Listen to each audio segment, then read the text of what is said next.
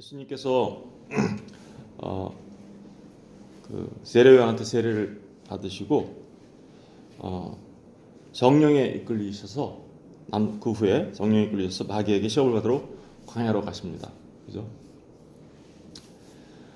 이 시험은 여러 가지 굉장히 중요한 의미들을 가지고 있는데요.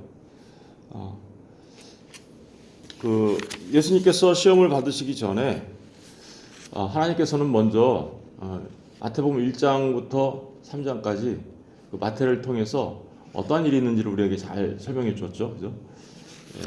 우리가 한번 다시 생각을 해보면요. 족보를 통해서는 예수님이 누구라고 지금 증거했습니까? 다윗의 자손으로 오신 메시아이심을 말을 했죠. 그리고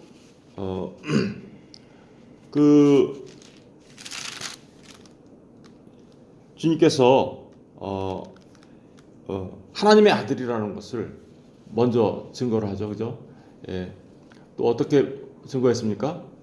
헤롯이 아기 예수로 태어나신 주님을 죽이려고 하자 요셉과 마리아가 애굽으로 피신하게 되죠. 그러고 나서 애굽에서 다시 이스라엘 나사렛으로 이제 가게 된 예수님. 그래서 어떤 말씀을 이루죠. 2장 15절에 보니까 애굽으로부터 내 아들을 불렀다라는 이 표현을 통해서 예수님이 누구라고 지금 증거했습니까? 하나님의 아들. 더더구나 세례 요한의 세례를 통하여서 또 어땠어요? 거기서도 이는 내 기뻐하는 자, 내 사랑하는 뭐예요? 아들이라고 얘기했죠. 그래서 주님이 하나님의 아들이라는 사실을 마태복음 1장부터 3장 사이에 두 번이나 증거하고 있어요. 그리고 또 마태복음 1장부터 3장까지는 예수님께서 백성의 대표자로 서시죠. 그죠? 백성의 대표자로. 그게 뭐예요? 세례 요한한테 세례를 받으시고 우리 사람과 그죠? 세례를 받았다는 건 뭐예요? 그 하나님이신 분이 사람이 되셨고 그 죄 없으신 그 예수님께서 마치 죄인처럼 그죠? 죄인처럼 죄인의 모습으로 그죠? 우리를 대신하여 그리고 대표하여 서게 되시는 그런 것들을 지금 이야기하고 있죠. 그리고 마지막으로 하나 더 얘기하면 그것은 고난받는 종으로 서신다라는 사실을 알게 되겠죠, 그죠? 우리가 세례 요한의 세례 마지막 부분에 나타났던 내 기뻐하는 자다라는 이 말씀이 그죠? 이 내 기뻐하는 자라는 이 말씀이 어디에서 나온 거였어요? 이사야서 42장에 나오는 말씀이었죠. 그래서 이사야서 42장에 나오는 그 말씀을 보면 고난받는 종의 모습을 그리고 있어요. 그래서 다윗의 자손 메시아, 하나님의 아들, 우리 하나님 백성들의 대표, 그리고 고난받는 종으로 이렇게 지금 이야기가 되었는데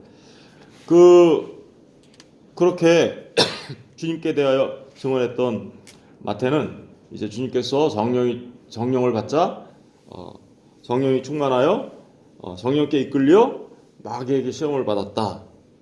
그리고 시험을 받으려고 광야로 나갔다라고 이제 말하고 있습니다. 여러분 성령에 이끌려 시험을 받았다. 사실은 주님은 주님의 그 사역을 감당하는 내내 성령에 이끌려서 이제 사역을 하시죠. 사실은 이 땅에 오실 때부터 어떻게 했어요? 성령으로 잉태되어서 오셨고요. 그리고 방금 전에 제가 말씀드린 바와 같이 예수님이 세례 요한한테 세례를 받을 때는 어떻게 했어요? 아버지 하나님이 내 사랑하는 아들이여 내 기뻐하는 자다라고 얘기할 때는 어떻게 해요? 성령이 내려오셔서 그죠? 비둘기처럼 내려오셔서 하나님의 아들인 것을 증거하고 있었죠. 그리고 이번에는 어때요? 이제 성령에 이끌려서 마귀에게 시험을 당하시려고 광야로 나갑니다. 이 광야로 나갔다는 얘기가요. 성령이 몰아내셨어 이런 뜻이에요. 마가복음에 가서 보면요. 이 마가복음에는 그 어떤 단어를 쓰고 있냐면 성령님이 예수님을 광야로 몰아내셨어 라는 표현을 씁니다.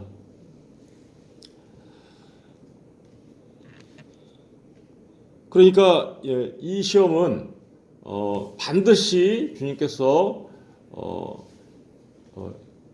겪어야 하는 시험이었음을 말하고 있는 거죠. 그런데 이 시험은 우리에게 크게 몇 가지 중요한 시사점을 줍니다. 예. 첫 번째는 이 시험이 누구의 시험과 이렇게 비교해 볼 수 있냐면요. 첫 번째는 아담이 받은 시험과 비교해 볼 수 있는 거죠. 그죠? 아담.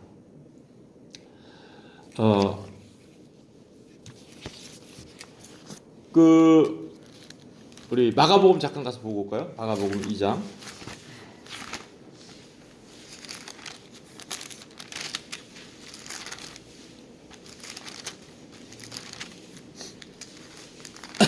마가복음 2장 12절을 잠깐 볼게요. 12장. 성령이 곧 1장 12절. 죄송합니다. 1장 12절. 1장 12절을 보시면 성령이 곧 예수를 광야로 몰아내신지라. 몰아내셨죠, 그죠? 네, 몰아내신지라. 광야에서 40일을 계시면서 사탄에게 시험을 받으시며 들짐승과 함께 계시니 천사들이 수종들더라. 광야에 가서 40일 동안 시험 받는 동안에 예수님이 누구와 함께 있었어요? 들짐승과 함께 있었네요. 왜 마가는 굳이 이 들짐승이라는 얘기를 거기다가 쓰고 있을까요? 두 가지 의미가 있어요. 하나는 첫 번째 아담이 맨 처음에 누구랑 함께 있었어요? 모든 짐승들이 아담 앞으로 나왔죠. 다시 말하면 이건 뭘 지금 우리에게 알려주고 있냐면 아담이 그 에덴에서 하나님께서 에덴을 창설하셔서 아담을 그곳에 두었는데, 그곳에 두었을 때 모든 짐승들이 아담에게 나와서 아담이 이름을 다 지어주죠. 바로 그 에덴을 상징한다는 측면에서 들짐승이란 말을 쓰고 있고요. 또 하나는, 그러나 그때 그 광야는 좀 달라. 그때 에덴과는 조금 달라. 이 광야는. 왜냐하면 여기는 지금 누가 지금 왕처럼 왕노릇하고 있어요? 사단이. 그래서 이 들짐승은 악한 들짐승들 있잖아요. 그걸 동시에 또 드러내면서 거기가 얼마나 위험한 지역인지, 이 시험이 얼마나 위험한 시험인지를 동시에 어떻게 해요? 드러내고 있는 거죠. 그러니까 먼저 첫 번째 우리가 생각할 것은 아담이 지금 에덴에서 마귀에게 시험을 당하죠. 그죠? 뱀을 통하여 시험을 당하잖아요. 그래서 그 시험을 당했던 아담. 그러나 그 아담은 어땠어요? 엄청나게 풍요로운, 그죠? 거기에 뭐 부족한 게 있었습니까? 아무것도 부족한 게 없었던 에덴이었어요. 너무나도 풍요로운 삶 속에서 아무것도 부족함이 없는 상태에서 아담은 어떻게, 첫 번째 아담은 실패하고 말죠. 마귀의 유혹에, 사단의 유혹에 그대로 넘어가서 하나님을 대적하는 그 마귀와 방불한 하나님의 대적자가 되고 말죠. 그런데 지금 이 광야에서는 어때요? 두 번째 아담으로 오신 예수 그리스도께서는 에덴의 그 풍요와는 전혀 반대인, 그죠? 불모지와 같은 곳에서 더더구나 40일 동안 어떻게 했어요? 금식하신 상태, 아무것도 먹지 못한 그런 상태에서 불모와 같은 그곳에서 오히려 그 아담이 당했던 그 시험과 거의 동일한, 그죠? 아담이 당했던 게 뭐였어요? 동산 중앙에 선악을 알게 하는 나무를 먹지 말라 하더냐? 라는 그 유혹이었잖아요. 그죠? 먹는 것에 대한, 그죠? 그런데 지금 똑같이 주님도 첫 번째 시험이 뭐예요? 돌들로 떡덩이가 되게 하여 먹어. 라는 유혹을 받게 되죠. 그러나 주님은 그 풍요 속에서 실패한 아담과는 전혀 다르게, 그죠? 그 불모 속에서, 그리고 그 굶주림 속에서도 어떻게 해요? 하나님의 말씀으로 마귀를 물리치며 승리합니다. 그죠? 예, 엄청나게 중요한. 그러니까 다시 말하면 이제 어떤 거예요? 그 에덴의 회복이 예수 그리스도의 승리를 통하여 회복이 시작되었어. 마귀에 대한 승리가 드디어 시작되었어. 라는 의미가 이 예수님의 시험, 첫 번째 시험에 담겨져 있는, 예수님이 첫 번째 시험이 이것만 있는 건 아니죠. 이제 계속해서 있게 됩니다. 좀 이따 제가 또 설명해 드릴게요. 그런데 어찌되었든 지금 예수님께서는 바로 그 에덴을 회복하고 예수님의 사단에 대한 예수님의 승리가 이제 시작되었다. 그리고 진짜 승리는 어디서 이루어지나요? 십자가에서 이루어지는 거죠. 사단의 머리가 어디서 부서져요? 십자가에서 부서지는 거죠. 그러니까 예수님의 이 시험은 그렇게 첫 번째 아담과 이렇게 마주보고 서 있는 시험이에요. 뿐만 아니라 예수님의 시험은 이제 이스라엘의 시험과도 동일한 시험입니다. 그죠? 이스라엘도 시험을 당했죠. 여러분, 이스라엘은 여기 지금 예수님께서 보시면 며칠 동안 금식하셨대요? 40일. 그럼 이스라엘도 몇 년간 시험 당한가요? 40년. 예, 그 40일과 40년은 서로 마주보는 거예요. 왜 이스라엘의 시험과 예수님의 시험을 이렇게 대조할 수 있냐면 예수님이 지금 어떻게 하셨어요? 애굽에서 나왔죠. 그죠? 아까 하나님의 아들이라고 얘기한 게 애굽에 갔다가 피신했다 애굽에서 나왔어요. 애굽에서 나와서 지금 뭐 받으셨어요? 세례요한한테 세례 받으셨죠. 그럼 이스라엘이 어떻게 했어요? 애굽에서 나와 홍해를 건넜죠. 홍해를 건넌 걸 뭐라 그래요? 세례 받은 거란 말이에요. 그리고 어디 갔어요? 이스라엘이 애굽에서 나와 홍해를 건너고 광야길 40년 갔죠. 그리고 주님도 지금 똑같죠, 그죠? 애굽에서 불러 나와 세례요한한테 세례를 받으시고 지금 광야에서 어떻게요? 40일간 금식하며 시험을 당하시잖아요. 똑같은 구조로 되어 있죠. 그러니까 이게 지금 예수님의 시험이 이스라엘을 그대로 축소해서 그대로 보여주고 있는 거예요. 그죠? 그대로 보여주고 있는 건데 중요한 건 이스라엘은 어떻게 했습니까?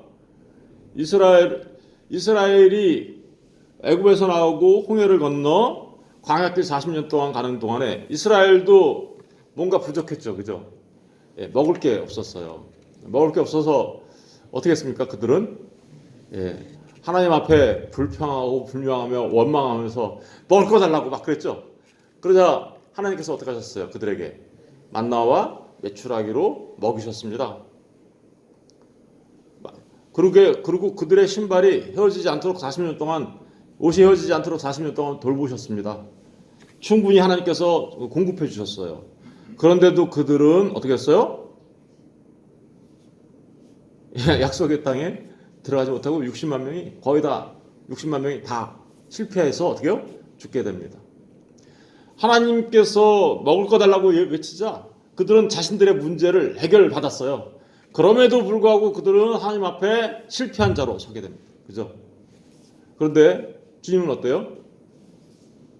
주님은 똑같이 그 이스라엘과 똑같은 경험을 하시고 계시는데 똑같이 이스라엘처럼 먹을 것 때문에 시험 당하시죠. 또 첫 번째.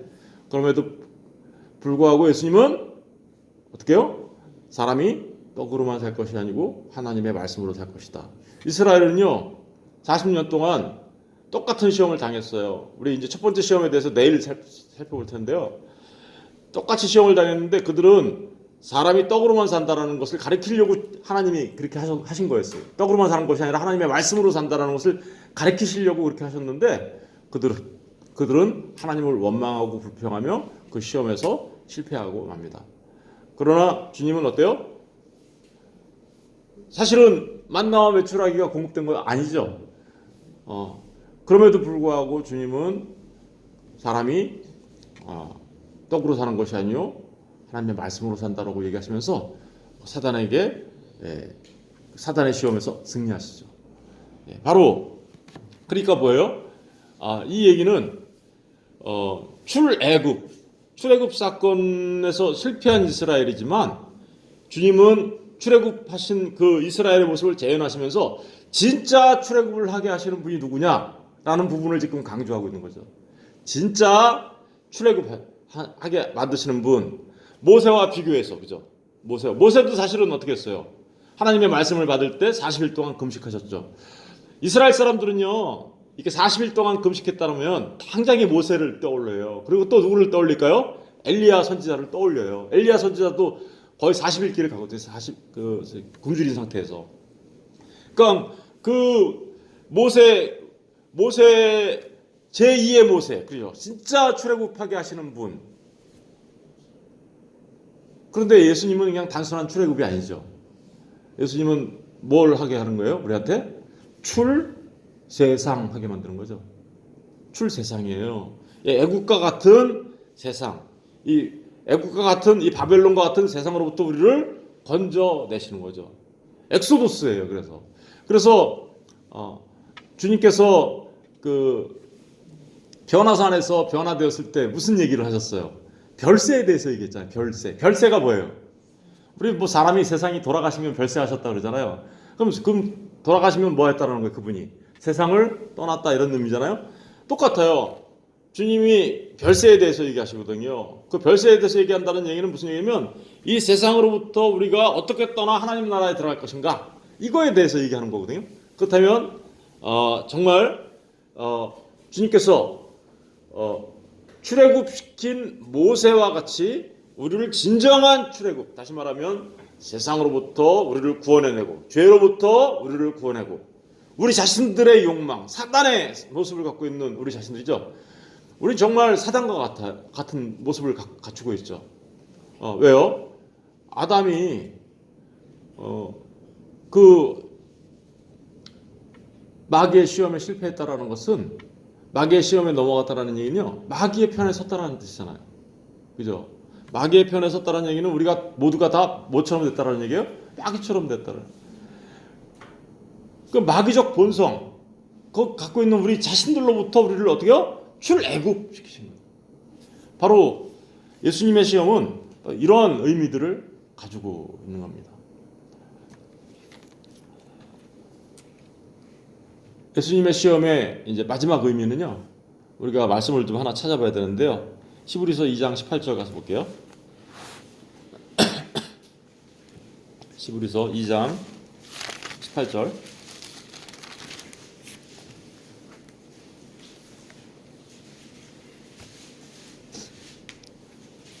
히브리서 2장 18절. 어디서부터 읽어보냐면요, 14절부터 읽어볼게요. 2장 14절부터 18절까지 다 같이 읽어보겠습니다. 시작. 자녀들은 혈과 육에 속하였음에 그도 또한 같은 모양으로 혈과 육을 함께 지니심은 죽음을 통하여 죽음의 세력을 잡은 자 곧 마귀를 멸하시며 또 죽기를 무서워함으로 한평생 매여 종노릇하는 모든 자들을 놓아주려 하심이니, 이는 확실히 천사들을 붙들어 주려 하심이 아니요 오직 아브라함의 자손들을 붙들어 주려 하심이라. 그러므로 그가 범사의 형제들과 같이 되심이 마땅하도다. 이는 하나님의 일에 자비하고 신실한 대제사장이 되어 백성의 죄를 속량하려 하심이라. 그가 시험을 받아 고난을 당하셨은즉 시험 받는 자들을 능히 도우실 수 있느니라. 여기 보면 우리들은 다 어디에 속해 있어요? 혈과 육에 속해 있는 자들이죠. 그 혈과 육에 속해 있는 자들을 위해서 주님은 혈과 육을 가진 사람으로 오셨어요. 그 사람으로 오신 목적은 뭐예요? 마귀를 멸하는 데 있습니다. 거기 나오죠. 그래서 14절에 죽음을 통하여 죽음의 세력을 잡은 자 마귀를 멸하시려. 제가 이 말씀을 예수님의 죽음을 통하여 죽음이 죽었다라는 말씀을 많이 드렸죠. 그죠? 예수님의 죽음 안에서 죽음이 죽어버린 거예요. 그래서 그죠? 죽음은 항상 누가 써먹는 무기였는데요, 마귀가 써먹는 무기였어요. 그런데 16절 보니까 이는 확실히 천사들을 붙들어 주려 하는 게 아니죠. 누구를 붙들어 주려고 온 거예요? 아브라함의 자손, 다시 말하면 하나님의 백성들, 예수 그리스도 안에 있는 사람들. 그죠? 그런데 17절, 그가 범사의 형제들과 같이 되심이 마땅하도다. 왜냐? 우리 사람의 모습으로 주님이 오신 게 마땅하대요. 왜 그러냐면 하나님의 일에 자비하고 신실한 대제사장이 되어, 그렇죠? 우리 백성들의, 아까 제가 말씀드렸죠. 마태복음 1장부터 3장까지 세례요한한테 세례받은 것은 백성들의 대표로 서신 거라고. 그죠? 그렇죠? 신실한 대제사, 바로 그 신실한 대제사장이라는 의미가 바로 백성들의 대표라는 의미가 담겨져 있는 거잖아요. 백성의 죄를 속량하려 하심이라.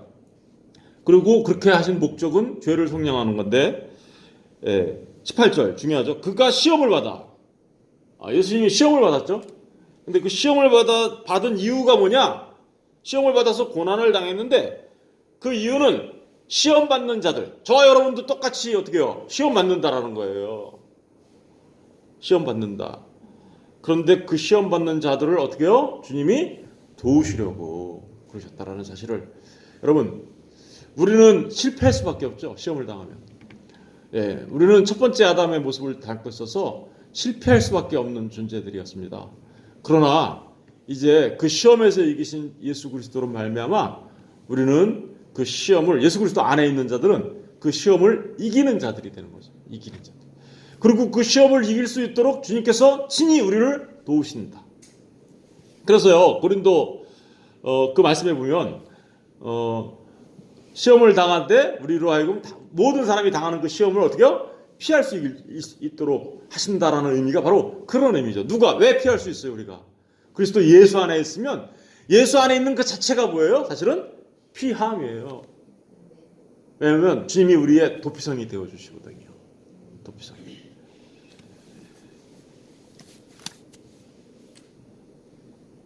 그러니까 예수님께서 시험을 당하시고 고난을 당하신 것은 고난당하고 시험당해서 실패할 수밖에 없는 저와 여러분을 도우셔서 우리로 하여금 승리하는 삶을, 주님처럼 승리하는 삶을 살 수 있도록 하셨다라는 것입니다.